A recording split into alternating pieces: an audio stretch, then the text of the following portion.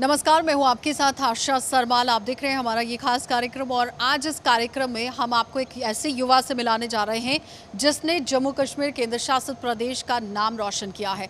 अब आप सोच रहे होंगे कि आखिर ऐसा इस युवक ने क्या कर दिया। आपको बताते चलें कि लगातार एक बड़ा अवार्ड जो है वो इन्होंने जीता है। सबसे पहले तो इनकी इंट्रोडक्शन आपको देना बहुत ज़रूरी है। उपमन्यु इस वक्त हमारे साथ हैं, बहुत बहुत स्वागत। Thank you. और अब आपको ये बता दें कि डायना अवार्ड जो है वो उपमन्यु ने जीता है और यूके से इन्हें ये अवार्ड मिला है, जो कि बहुत ही बड़ी गौरव की बात थी हमारे देश के लिए और हमारे केंद्र शासित प्रदेश के लिए। तो उपमन्यु, पहला सवाल यही है कि सबसे पहले ये बताइए कि ये डायना अवार्ड होता क्या है। डायना अवार्ड जो है, जो प्रिंसेस ऑफ वेल्स जो थी, डायना जो यूके की रहने वाली थी, वो यहाँ की जो प्रिंसेस थी, जब उनकी डेथ हो गई उसके 2 साल बाद यूके के जो प्राइम मिनिस्टर थे गॉर्डन ब्राउन, उस टाइम पर उन्होंने डायना अवार्ड बनाया क्योंकि वो दुनिया के लिए एक बहुत बड़ी इंस्पिरेशन थी। उनके जीवन के दौरान डायना ने एक चीज़ कही थी कि young people have the power to change the world, और उसके चलते उन्होंने एक ऐसा अवार्ड बनाया डायना की मेमोरी को सेलिब्रेट करते हुए कि आगे मतलब डायना नहीं है, इसका मतलब ये नहीं है कि जो उनका अच्छा काम था वो रुक जाए। इसलिए दुनिया भर से वो लोगों को, ऐसे बच्चों को 9 साल से 25 साल के ऐसे लोगों को वो सिलेक्ट करते हैं जो अपनी कम्युनिटीज़ में कुछ बहुत बड़ा कर रहे हैं और लोगों के लिए कुछ कर रहे हैं। ये दुनिया में 25 ईयर्स तक के जो लोगों को जो अवार्ड्स मिलते हैं, ये वैसा दुनिया का सबसे ज़्यादा प्रेस्टिजियस अवार्ड है। और मुझे इस बात की खुशी है कि जम्मू कश्मीर से ये मैं पहला हूँ जिसे ये मिला है। अब मैं आपको इसकी ये बता सकता हूँ। बहुत अहम बात यहाँ पर यह है कि जम्मू कश्मीर से उपमन्यु पहले ऐसे युवा हैं जिन्हें ये अवार्ड मिला है।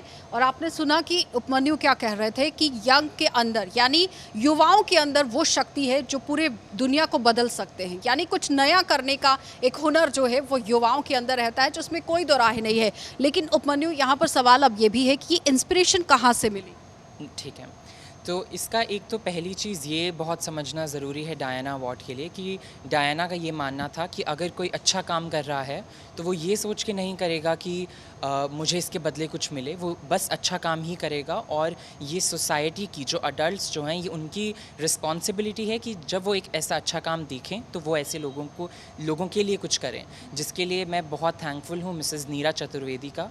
वो दिल्ली में संकल्प स्पेशल स्कूल चलाती हैं, जिसमें मैं एक वॉलंटियर था। वो स्कूल इंटेलेक्चुअली डिसेबल्ड जो बच्चे हैं उनके लिए है। उन्होंने मेरा काम देखा और मेरा काम ये था कि जब कोरोना वायरस शुरू हो गया तो मैंने ये चीज़ देखी। हमारे घर पर एक किसी के घर पे काम करने वाली थी, वो हमारे घर आई, वो पैसे मांग रही थी कि उनकी नौकरी चली गई क्योंकि हर कोई अपने घर के जो काम वाले थे उन्हें निकाल रहा था। तो तब मैंने ये चीज़ देखी कि ऐसे कितनी और औरतें होंगी जिनके पास अब कोई काम नहीं है। तो तब मैंने एक एनजीओ स्टार्ट करी जिसका नाम है ओपन स्काइज़ फाउंडेशन, जिसके अंडर हम जो इनफॉर्मल लेबर सेक्टर जो है इंडिया में 90% तक जो औरतें, जो इनफॉर्मल सेक्टर जो है उसमें 90% तक औरतें भी हैं। और ये चीज़ हम नहीं समझते इतनी ज़्यादा, और उसके चलते मैंने एक ऐसी फाउंडेशन बनाई जिसमें हम क्या करते हैं, हम एक, क्योंकि मैं चाहता था कि एक सस्टेनेबल काम हो, तो हम टेलर शॉप्स जो हैं या बुटीक्स जो हैं, वहाँ से जो कपड़ों के पीसेस बच जाते हैं, हम वो कपड़ों के पीसेस लेकर उन औरतों को वो कपड़ों के पीसेस देते हैं। ऐसी मैंने औरतें ढूंढी जो ये ऐसा काम कर सकती हैं, जो इनफॉर्मल लेबर सेक्टर में हैं, ताकि वो इन कपड़ों से टोट बैग्स बनाएं, फेस मास्क बनाएं, पर्स वगैरह बनाएं। और वो जब ये चीज़ें बनाती हैं, उनको हम मार्केट में बेचकर जो पैसा इकट्ठा होता है, वो पैसे फिर हम उन औरतों को देते हैं।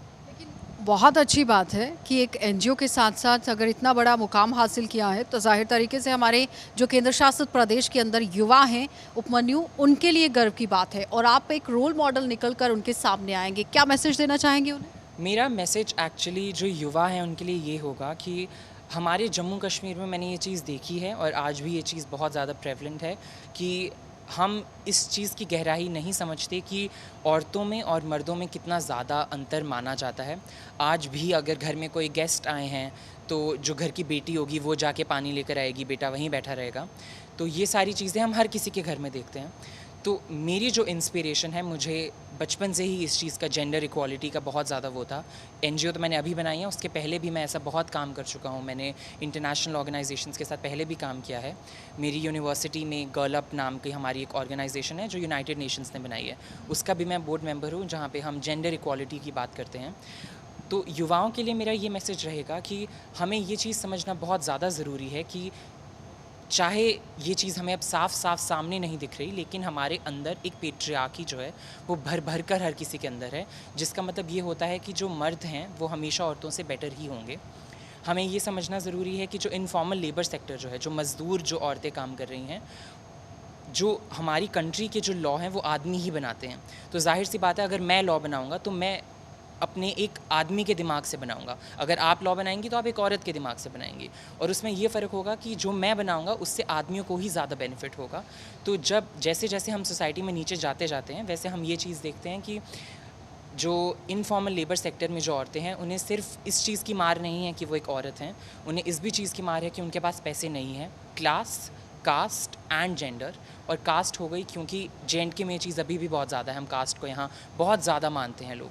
तो ये चीज़ समझना ज़रूरी है कि तब तक हमारी स्टेट का या इस देश का विकास नहीं हो सकता जब तक हम ये चीज़ ना भुला दें कि इन चीज़ों से कोई फ़र्क नहीं पड़ता, और ना कि सिर्फ औरतें और मर्द ही बराबर नहीं हैं, सारी कास्ट भी बराबर हैं। तो मेरा युवाओं के लिए ये मैसेज होगा कि पहली चीज़ हमारे लिए करना ये ज़रूरी है कि हमने जो ये चीज़ें बचपन से ही सीखी हैं कि लड़का लड़की से बेटर होगा, लड़के की एजुकेशन में पैसे लगाओ, लड़की की तो शादी हो जाएगी। आज के टाइम में उपमन्यु ऐसा कुछ भी देखने को नहीं मिल रहा है। आप देखिए ग्राउंड पर आज बेटियां किस तरह से काम कर रही हैं। शायद वर्ड इसके लिए बहुत छोटा वर्ड हो जाएगा, क्योंकि आज बेटियां अव्वल नंबर पर हैं बेटों से और बहुत आगे जाकर काम कर रही। मैं इस चीज़ पे ये कहना चाहूँगा कि ये हमें इसलिए लगता है क्योंकि हम जिस सोसाइटी के पार्ट हैं, हमारी जो क्लास प्रिविलेज जो है, उसकी वजह से हम आसपास जो चीज़ें देख रहे हैं, हमें लगता है कि बस वही सच्चाई है। क्योंकि मैं लॉ पढ़ रहा हूँ, मैं लॉ के 4th ईयर में हूँ, मैंने ये चीज़ 4 साल से मैं यही चीज़ पढ़ रहा हूँ कि कैसे जैसे जैसे आप छोटे छोटे गांव के अंदर जाते जाएंगे, वैसे वैसे ये चीज़ें बड़ी लगने लगती हैं। क्योंकि हम लोगों के पास पैसे हैं, हम लोगों के पास प्रिविलेजेस हैं, तो हमें लगता है कि दुनिया इतनी ही है जो हम देख रहे हैं कि ये लड़कियां इतना कर रही हैं, लड़कियां इतना कर रही हैं कि नहीं कर रही हैं। लेकिन जैसे जैसे आप सोसाइटी में अंदर जाते जाएंगे, वैसे वैसे हमें ये भी देखने को मिलता है कि कैसे कितनी चीज़ें जो लड़कियां कर सकती थी वो लड़कियां अभी भी नहीं कर पाती, इसीलिए क्योंकि उनका जेंडर जो है वो या इसीलिए क्योंकि वो आज लड़कियां। भी हमारे देश में कहीं ना कहीं जेंडर इक्वलिटी को लेकर बात ज़रूर होती है, जिसे ख़त्म करने की कोशिश है। लेकिन उपमन्यु, अब आपसे मैं ये जानना चाहूँगी कि जब आपने इस अवार्ड को अचीव किया, कितना स्ट्रगल करना पड़ा? स्ट्रगल मैम एक्चुअली ये है कि जो डायना अवार्ड जो है, जैसे कि मैंने आपको बताया कि वो दुनिया का सबसे बड़ा एक अवार्ड जो है आपको वो मिलता है। तो इस अवार्ड के लिए आपको वो सिर्फ ये चीज़ नहीं देखते कि आप आज क्या कर रहे हो, वो आपकी पूरी ज़िंदगी का देखते हैं कि आपने आज तक क्या किया। तो it's based on your personality कि आपने किस तरीके से अपने आप को शेप करा है। तो मैं ये कहूँगा कि ये सिर्फ, मैं इसे स्ट्रगल नहीं कह सकता कि मैंने कुछ बहुत ऐसा स्ट्रगल करा जिसकी वजह से मुझे मिला। मैं ये कह सकता हूँ कि मैंने पूरी उम्र ऐसी ही चीज़ें करने की कोशिश करी है, जिसकी वजह से मेरी एक प्रोफाइल ऐसी है कि कोई अगर मेरी प्रोफाइल देखेगा तो उसे ये चीज़ दिखेगी कि मैंने किस तरीके की अपना पोर्टफोलियो बनाया है, कि मुझे कितना, मतलब मुझे सिर्फ इस जेंडर इक्वालिटी में मुझे सिर्फ इंटरेस्ट नहीं है, that is something that I deeply feel about. मुझे लगता है कि इन चीज़ों को चेंज होने की ज़रूरत है। इसीलिए जैसे अब मैं लॉ भी कर रहा हूँ, मैं आर्टिस्ट भी हूँ, और उसके साथ साथ अब मैं एक NGO भी चला रहा हूँ। तो सबसे बड़ा स्ट्रगल ये है कि मैं 20 साल का ही हूँ और मैं एक अगर NGO भी चला रहा हूँ, उसके बाद मैं ये सब काम भी कर रहा हूँ। तो इसमें स्ट्रगल यही है कि मुझे इतनी चीज़ें साथ में मैनेज करनी पड़ती हैं। बट मेरा, जैसा कि मैं कह रहा था कि कैसे मैनेज करते हो? मेरा एक्चुअली ये है कि मैं क्योंकि मैं लॉ कर रहा हूँ, तो जितनी भी चीज़ें मुझे इसमें चाहिए होती हैं, मतलब जिस तरीके का थॉट प्रोसेस मुझे जेंडर, मतलब अपनी ओपन स्काइज फाउंडेशन चलाने के लिए चाहिए, वो चीज़ें मैं अपने लॉ में भी पढ़ रहा हूँ। तो मैंने अपना ऐसे ही टाइम डिवाइड करके रखा होता है कि जैसे वीकडेज़ में मैं अगर अपने लॉ सब्जेक्ट्स के बारे में पढ़ रहा हूँ, मैं अपनी इंटर्नशिप्स वगैरह कर रहा हूँ, तो वीकेंड्स में मैं ये कर पाऊँ, या मैं अपने दोस्तों को जो और दोस्त जो मेरे इन चीज़ों में इंटरेस्टेड हैं, मैं उनकी हेल्प लूँ, मैं एक ऐसी टीम बनाऊँ जैसे हम काम डिवाइड करके कर सकें। तो उस तरीके से मैं ये करता हूँ। अच्छा, एक और बात मैं आपसे जानना चाहूँगी यहाँ पर कि जिस तरह से आपने अपनी होल जर्नी बताई है, लेकिन आपको आपकी टीचर की तरफ से, आपको अपने जिनके नीचे आप एक इंटर्न के तौर पर काम कर रहे हैं, और शायद वो किसी टीचर से कम नहीं होंगे, लेकिन अगर उनकी तरफ से जब आपको नॉमिनेट किया जाता है, उस वक्त कितना प्राउड मोमेंट रहता है? वो मेरे लिए बहुत बड़ा मोमेंट था, क्योंकि जैसा कि मैंने आपको बताया कि इस अवार्ड के लिए आप अपने आप को नॉमिनेट नहीं कर सकते, और मुझे क्योंकि वो देख रही थी कि मैं उनके साथ पिछले काफ़ी सालों से वो कर रहा हूँ वॉलंटियर, क्योंकि उनका इंटेलेक्चुअली डिसेबल्ड बच्चों का स्कूल है, तो मैं वहाँ पे पहले भी वॉलंटियर वर्क करता था, छोटे मोटे काम जो मैं कर सकता हूँ। और उन्होंने ये चीज़ देखी कि मैं एक एनजीओ भी बना रहा हूँ, तो उनको ये चीज़ बहुत बड़ी लगी और उन्होंने मुझे ये चीज़ बोली कि इतनी सी एज में, मतलब लोग बहुत ज़्यादा एज में भी उनको इतनी वो नहीं होती अंडरस्टैंडिंग कि कैसे अगर तुम्हारे पास कुछ है, इसका मतलब ये नहीं है कि वो सिर्फ तुम अपने लिए ही रखो, तुम आगे बांटो, तुम काम करो। इसीलिए उन्होंने मुझे नॉमिनेट किया और वो मेरे लिए बहुत प्राउड मोमेंट था, क्योंकि it came as a surprise to me as well. और आप जाते जाते कुछ कहना चाहोगे जम्मू कश्मीर के युवाओं से, बेटियों से, कि अपने आप को कम नहीं समझना है, अगर आप कुछ भी सोचते हैं तो उसे कर सकते हैं? जी, मैं जाते जाते ये चीज़ बोलना चाहूँगा कि ख़ास करके जम्मू एंड कश्मीर का, क्योंकि मैं 9th स्टैंडर्ड में मैं डीपीएस मथुरा रोड दिल्ली पढ़ने चला गया था, जिसकी वजह से मुझे काफ़ी एक्सपोजर मिला।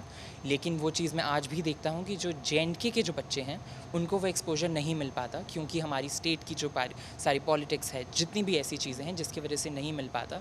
मेरा अगर कुछ ऐसा मैसेज होगा वो यही होगा कि दो it is a very big responsibility for me कि मैं एक पहला इंसान हूँ जिसे डायना अवार्ड जेएंडके से मिला है, लेकिन ये साथ ही दुख की बात भी है, क्योंकि जो अवार्ड पिछले 22 साल से चल रहा है, ऐसा क्यों नहीं हुआ कि मुझसे पहले भी ये अवार्ड यहाँ पे किसी को मिला। वो इसलिए नहीं हुआ क्योंकि जेएंडके में हमारी ये टेंडेंसी होती है कि हम ये इतना नहीं सोचते, हमारे पास इतनी अपॉर्चुनिटीज़, इतना एक्सपोजर नहीं होता कि हम ये भी देखें कि हम इंटरनेशनली क्या चीज़ें कर सकते हैं। क्योंकि मुझे वो अपॉर्चुनिटीज़ मिली, जिसके लिए मैं अपने पेरेंट्स के लिए ऑलवेज़ एम थैंकफुल। मुझे वो अपॉर्चुनिटीज़ मिली, उसकी वजह से मुझे नॉलेज मिली कि कितनी चीज़ें हैं जो जेएंडके नहीं, इंडिया नहीं, मैं पूरे वर्ल्ड में कर सकता हूँ। तो मेरा जेएंडके के लोगों के लिए और युवाओं के लिए यही मैसेज होगा, और ख़ास करके लड़कियों के लिए, कि अपने आप को कभी भी किसी से कम मत समझे, क्योंकि जो चीज़ें लड़के कर सकते हैं वही चीज़ें लड़कियां भी कर सकती हैं। और जैसा कि आपने कहा कि हम कितनी फील्ड्स देख रहे हैं कि जहाँ पे अब लड़कियां ज़्यादा हैं, बट उसमें ये भी प्रॉब्लम है कि एक लड़की और 100 लड़के, और इसीलिए वो लड़की, हमें पता होता है कि ये लड़की इस फील्ड में है, तब तक हम एक अपने आप को एक रिस्पॉन्सिबल या इक्वल कंट्री नहीं मान सकते, जब तक अगर एक टेबल पे 5 लड़के हैं तो 5 लड़कियां भी हों। बिल्कुल, जब तक ना मेजॉरिटी हो तब तक कुछ नहीं होने वाला। बिल्कुल सही कहा है उपमन्यु ने कि हमारी बेटियां बेशक बेटों से इस वक्त आगे बढ़कर काम कर रही हैं, लेकिन कहीं ना कहीं आज भी हमारी कुछ ऐसी बेटियां हैं जो अपने घरों के अंदर दबकर रह गई हैं, उन्हें बाहर लाने की ज़रूरत है। और सबसे अच्छी बात उन्होंने ये कह दी है कि केंद्र शासित प्रदेश जम्मू कश्मीर की अगर बात करें तो 22 सालों में ये अवार्ड क्यों जम्मू कश्मीर को नहीं मिला, ये सोचने वाली बात है। चाहे उपमन्यु इस वक्त ये पहले बच्चे बन चुके हैं जिन्हें डायना अवार्ड मिला है, जो भारत के लिए भी गौरव की बात है और जम्मू कश्मीर केंद्र शासित प्रदेश के लिए भी गौरव की बात है। तो उपमन्यु, बहुत बहुत धन्यवाद जुड़ने के लिए कार्यक्रम में। तो फिलहाल आपने देखा कि उपमन्यु हमारे साथ जुड़े हुए थे, जो हमें बता रहे हैं कि किस तरह से डायना अवार्ड उन्होंने जीता है, लेकिन एक गौरव की बात है और गर्व की बात है जम्मू कश्मीर केंद्र शासित प्रदेश के लिए। आप देखते रहिए।